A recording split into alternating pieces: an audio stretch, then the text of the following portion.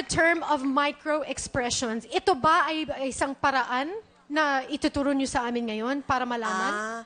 Ituturo ko lang sa inyo yung pinaka-simpleng way na malalaman ninyo if someone is, nagsisinungaling. Okay. Sige nga po, Ways, Doktora, paano po? Chef Boy, ikaw Chef Boy, sample. Sige. Yan. Ikaw ang magtatanong, ako magsisinungaling. Halimbawa, sasabihin ko na, kumain ka na ba? Okay lang. Yun. Tapos na.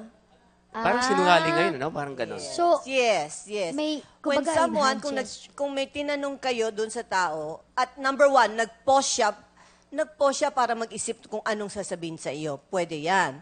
Pwedeng pangalawa, nagsisinungaling siya when that person looks up, nag-iisip siya kung anong storya ibibigay niya sa iyo. Looks up dun sa To the kaliwa left. or Sa kanan? kaliwa.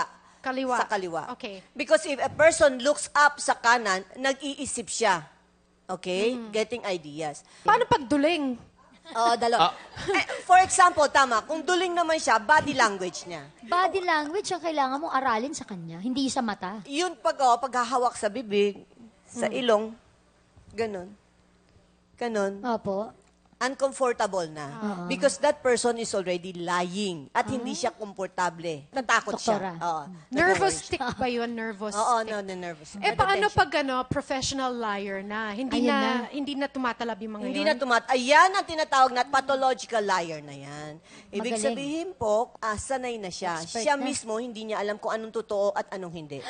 Sa sobrang sanay na siya magsinungaling, akala niya lahat ng kasinungalingan na sinasabi niya, totoo. Doktora, may tanong naman ako kay Angelica. Sa sa politiko, halimbawa, paano malalaman kung nagsisinungaling ka o totoo yung sinasabi niya? Chairman ako ng Women's and Family Opo. Social Oh, Welfare. ayan, katulad So, niyan. may mga, yung bata na rape, sasabihin ng bata na rape siya, sasabihin nung suspect, hindi daw. So ngayon na... Paano mo nalalaman? Consistent kasi siya. Kasi bilang kami bukal, mambabatas, tigpapatawag kami ng committee hearing, pinapatawag namin yung social welfare, pinapatawag namin yung biktima, Public party, at syempre yung may kasalanan. So pag pinaghaharap namin, tinatanong namin So ang ginagawa ng may kasalanan, hindi siya makatingin ng diretso, tapos balisa, hindi siya, yung galaw siya ng galaw ng paa, yung gano'n ng gano'n. Oo, Yung para movements bang- niya. In short, uneasy siya. Tapos yung kamay niya, ganito, hindi po, mga Kung gano'n ano-anong siya. kinukot-kot, So doon pa lang, nakikita mo nagsisinungaling na, bakit hindi ka makatingin ng diretso sa akin? Titingin siya. So, ibig sabihin, sa katawan pala ng tao, malalaman pa nagsisinungaling na. Actually, tama siya ha. Number one, yung mga bata, hindi sila nagsisinungaling. Number two, yung sinasabi niya body language. The first question even if you don't ask na, ni-rape mo ba itong batang ito? Siyempre, mga lukring yan. Siyempre, hindi. The mere fact, tanungin mo lang, ano yung ginawa mo kaya nandito ka? Mag-fidget na yan.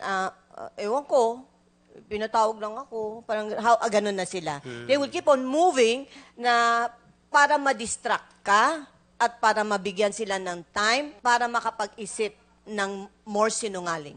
Pero sabi niyo kanina, ang bata hindi Ang nagsisinungaling. bata talaga, normally, ang mga kabataan, hindi sila nagsisinungaling.